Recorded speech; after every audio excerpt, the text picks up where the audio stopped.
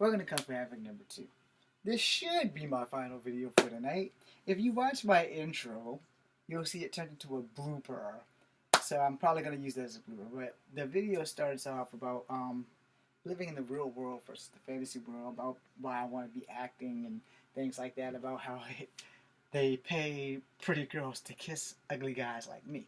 Because in the fantasy world, even guys like me get the girl, alright? Now, I'm not saying I've never had girlfriends, okay? I've had some of them. They were not always great experiences. But at the same time, you know, a lot of the world views us differently than how we view ourselves. And when you deny the truth, get back up there, Frogger. You know, you only exist in what you project. I have decided to make some serious life changes, and I'm going to go positive, as much positive as I can, even when I'm mad as hell. I'm going to go as positive as possible because I've had a very bad life. And when you compare it, like, alright, I love comic books. Let's keep it real. I love comic books because they were my escape. I was bullied a lot in school, and even though I do martial arts, even though I know martial arts, it didn't change the fact that I got bullied in school. But most of the bullies only bully you in school. They don't really come to your domicile looking for a real fight after that, especially once they know that you actually can probably beat the shit out of them because you know martial arts. And the thing with that is, you know, in the fantasy world, in Marvel, in DC, in Harbinger, in Dark Horse, guys like me are the guys you were reading about. You know, Wimpy Peter Parker becomes a superhero. Wimpy David Banner, Doctor, becomes an incredible rage monster and a superhero.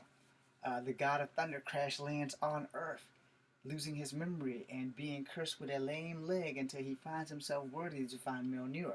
At least that's how it used to be before the retconning, which is neither here or there. But in the fantasy world, in soap operas, in nighttime dramas, you get to live a life that you can only dream of in the real world. Which is another reason why I want to make movies, because I want to live a life of anybody than boring old Kung Fu kicking James. Especially since Kung Fu hasn't opened a lot of doors for me, but it's also social media. You know, I might be too big for social media because no one's actually following me except for my 72 followers, in which I thank you very much here on YouTube. Feel free to spread all my good stuff. Don't spread anything that's not worthy of me. But you know, the thing is, in fantasy, you can be a knight. You can be anything you want to be. You can be a different gender. You can be everywhere. When I play Mass Effect, I generally play as the woman because I'm never going to be a woman. But the roles that the women play, and especially in Mass Effect, I feel it more with Jennifer Hale versus Mark, no, and not Vandersloot, who's the model for Commander Shepard. And I think they probably should have used Jennifer Hale as FemShep, but they didn't. And it's the same thing with Andromeda. You know, Sarah's a better character, but I guess it's because I'm a straight man, and you can do some shit that you've had women say to you as a straight man, and then you know how that feels. It's like, oh, so that's what that's like when you're doing that to someone else. But you know, in the fantasy realm, you can be orcs, you can be trolls, you can be those guys from Gauntlet, barbarian that's gained a level. Then these guys that go out and they do LARPing and all these other things, because they're just like me. They're just on a different level. They want to live that fantasy world because in the real world, shit sucks. It does. It totally fucking sucks. In the real world, it's hard for a decent man to get a decent girl. It's easy for a girl because if a man thinks he's going to have sex with her, he will bust a backflip.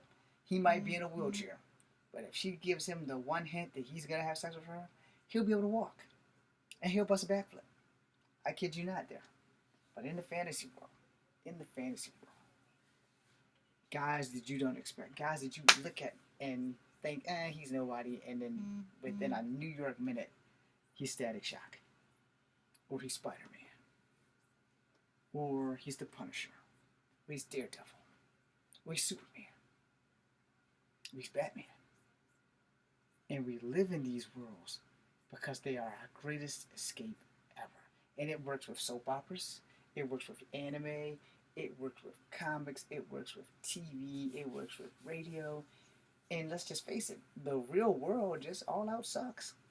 But who wouldn't kill to have super strength, super smarts, the ability to throw a shield and it bounces off of everything in the universe and comes back to you without tearing your ass a new one?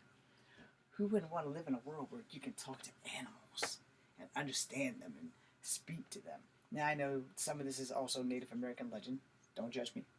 But at the same time, what if these myths and legends have more truth to it than we actually know?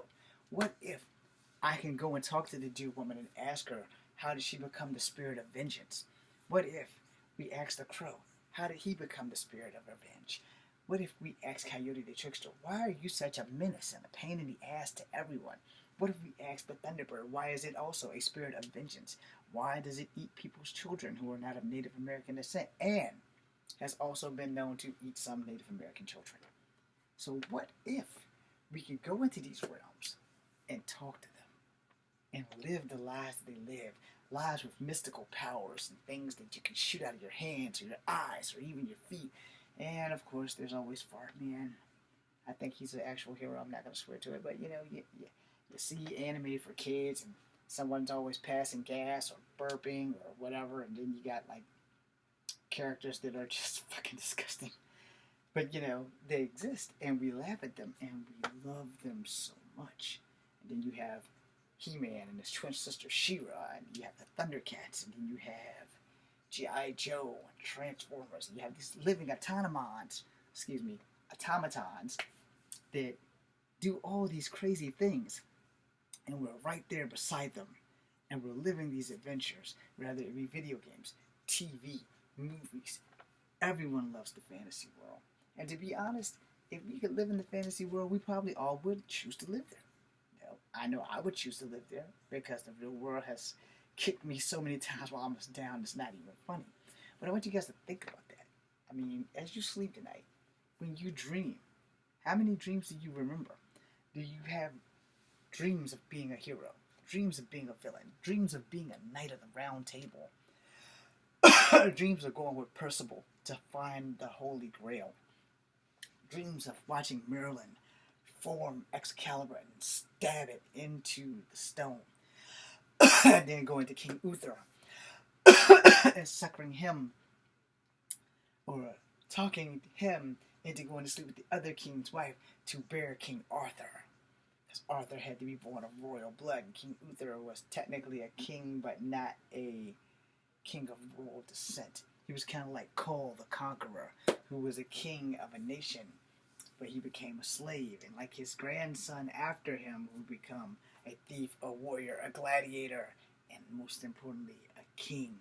And then his grandson, Khan, would come along. Because I think it was Cole. Yeah, it was Cole. And then his son Khan. Khan spawned Conan's dad, and then Conan's dad spawned Conan, and then Conan would have a son who he would name Khan. You understand how that goes? So it'd be Cole, Khan, whatever the hell Conan's daddy was, then Conan, and then Khan again. So just think about how you could live that life. You started off as Cole the Conqueror, and then you lived the life of his son, and then you lived the life of Conan's dad, then you lived the life of Conan, then you lived the life of Khan again. Generations. Well, what if you lived in the Star Trek world, live long and prosper? Make sure y'all see my hands. Now, what if you were like, if I was a Star Trek character, I would be a person who's half human and half Bajoran, because Bajorans are my favorite race. You know, if I lived in Star Wars, I would just be a Jedi. You know, I would be strong with the Force, which I'll be doing something on that tomorrow at the Alamo Draft House. Be sure to find us. We'll probably be live. If I lived in the Teenage Mutant Ninja Turtle world, I would probably just be some random ass cop because I like girls. And I really don't want to be a Ninja Turtle because I don't have a girlfriend. No. Depending on what universe you're also in, because I think Donatello had a relationship with April in at least one universe, but I don't really remember because I kind of stopped reading when they started getting crazy.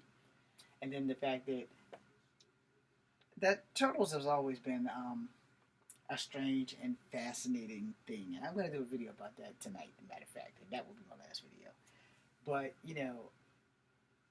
everything comic book has alternate universes, multiverse, alternate timelines, things like that, and those things are fascinating and phenomenal. And we would all love to live that life at least once. And anyone who says they don't has probably never picked up a book, or they don't know anything yet, and they haven't read, or they haven't picked up a manga, or they haven't picked up a regular anime. If I lived in Ranma's world, I'd have to give it up and say I'd have to be Ranma. If I lived in Iyunasha's world, I'd have to be Iyunasha. Except for on the night of a full moon when I become full human, so that's not going to be cool. And if I lived in Robotech, or if I lived in G.I. Joe or Galaxy Rangers, I'd have to be one of those guys. At Galaxy Rangers, I'd definitely be Shane Gooseman because he was a super soldier. And there was like almost nothing he couldn't like evolve into. If I had to live anywhere in Marvel, I'd have to be an X-Man. I'm sorry. I couldn't be on any other team. I'd have to be an X-Man. This is James Williams Jr., Kung Fu Advocate number 2. Thanks for watching. Be seeing you.